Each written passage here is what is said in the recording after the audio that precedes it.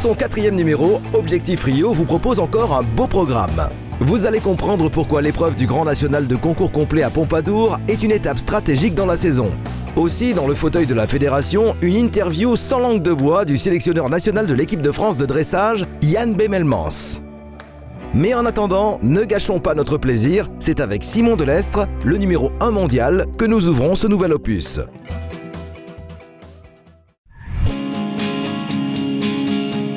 Direction l'est de la France, à une dizaine de kilomètres de Metz. C'est ici que Simon Delestre, malgré un timing chargé, nous reçoit dans son écurie familiale. Alors oui, quand on est ici, c'est vrai que c'est je dirais, il faut condenser la semaine sur 2 jours, des fois 1 jour et demi, quand on a de la chance 2. Donc c'est sûr que là, c'est un rythme, vraiment un rythme effréné. Il faut vraiment tout réorganiser. Il faut que je m'occupe un peu de tous mes jeunes chevaux, de mes cavaliers, de voir l'évolution de mes chevaux, de vraiment reprogrammer les concours, refaire le planning pour chaque cheval, faire un check-up de chaque cheval, voir l'état de forme, l'état de santé. On a toujours des programmes à 2 ou 3 mois, mais avec les chevaux, ça peut changer en une séance, je dirais, parce que voilà, il est un peu moins bien, un peu raide, un peu des contractures à droite à gauche, donc il faut toujours se réadapter. Travailleur acharné, Simon occupe actuellement la première place mondiale, un statut qui vient récompenser un travail de longue haleine. Et je dirais que c'est la 7e ou 8e année que je suis dans les 30 mondiaux consécutivement, avec beaucoup de chevaux différents. Cette fois, j'ai eu vraiment la chance d'avoir 3 chevaux de Grand Prix 5 étoiles au même moment. Donc, ce qui m'a vraiment permis d'accéder au rang de numéro 1 mondial. Mais vraiment, pour passer dans les 10, il faut minimum 2 chevaux du niveau. Et pour, je pense, accéder à numéro 1 mondial comme je suis actuellement, c'est 3 chevaux de ce niveau-là, prêts au même moment et qui sont ni blessés ni rien du tout sur 12 mois consécutifs. Donc voilà, il faut forcément un peu de chance, un peu d'aléa. C'était le bon moment pour moi, j'ai su le saisir et c'est quelque chose d'extraordinaire. Je me souviens avec mes yeux d'enfant, de regarder ça avec une admiration et je dirais une sorte d'inaccessibilité. Donc oui, je dirais c'est un grand rêve qui se réalise, auquel peut-être j'avais même pas songé à l'époque. Néanmoins, le cavalier français sait que cette première place sera difficile à conserver. Son objectif principal étant d'obtenir une médaille à Rio. Maintenant, j'ai mon programme qui est établi en vue des Jeux. Donc forcément, je vais devoir lâcher un peu de laisse sur certains concours. Ça me met en danger sur le fait de rester numéro 1, mais je ne changerai de toute façon pas le programme que j'ai établi pour ça. Et puis après, voilà, si mes chevaux sont en forme et performants, en tout cas, si je ne suis pas numéro 1, j'ai la chance de pouvoir rester pas trop loin. Et puis si mes chevaux sont les 3 en forme comme ils l'ont été, j'y reviendrai ou j'y resterai. Mais voilà, y être une fois, ça, c'était quelque chose de fantastique.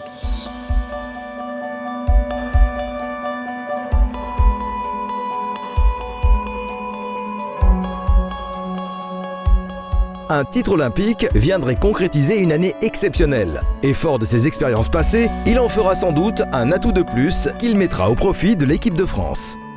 Je me souviens quand je suis rentré de Londres, je disais que voilà, je pense que j'avais connu la pression maximum qu'en tant que sportif je pouvais connaître. Et à mon avis, on n'était pas loin de ça. C'était mes premiers jeux. J'ai eu quelques petits déboires et puis ça s'est pas passé comme on voulait exactement. Donc ça, c'est intéressant parce que c'est quelque chose qu'en tout cas, on a déjà été en situation.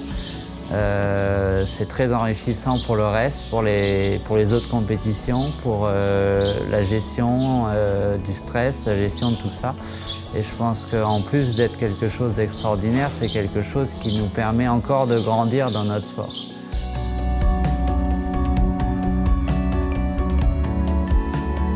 Aujourd'hui, comme on est bien sûr tourné vers les Jeux, donc déjà une médaille par équipe sera exceptionnelle. Et puis après, si ça veut jouer, il y a l'individuel, mais on va déjà se focaliser sur l'équipe.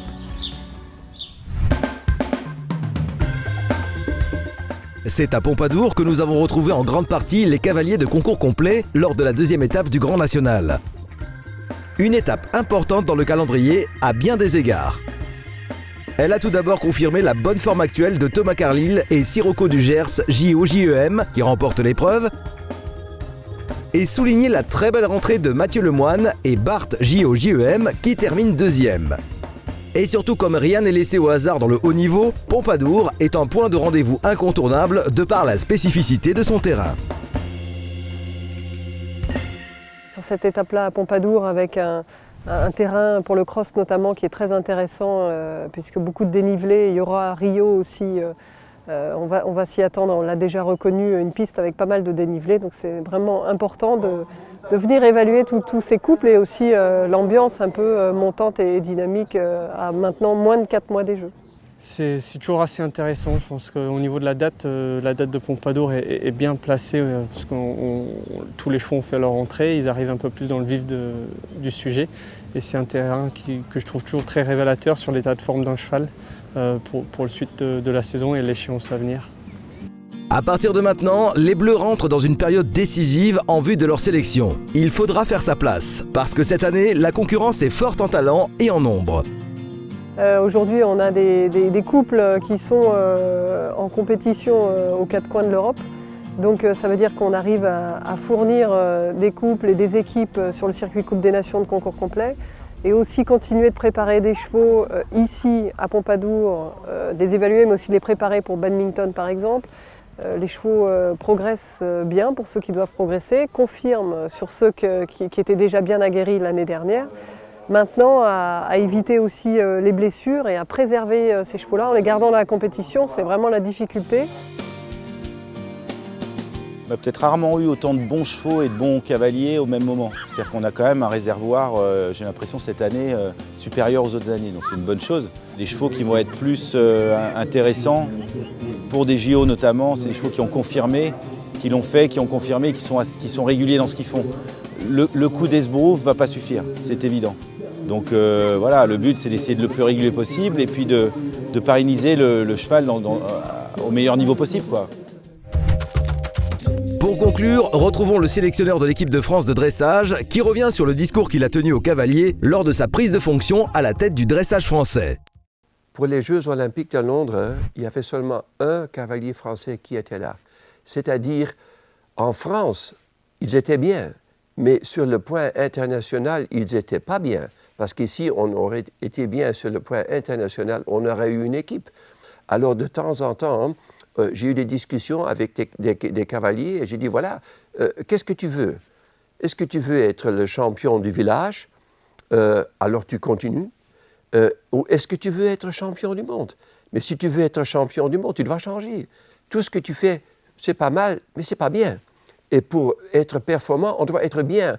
Et là, on a naturellement eu des cavaliers qui se sont mis un peu plus dedans et des autres qui peut-être n'étaient pas tout à fait d'accord. Mais OK, ça c'est un peu la vie, comment ça se passe. Et là, la fédération m'a fait confiance. Elle a dit, voilà, Yann, tu as de l'expérience, tu fais, et si ça marche, OK, et si ça ne marche pas, OK, alors je prends la responsabilité et je veux dire, OK, je n'ai pas réussi.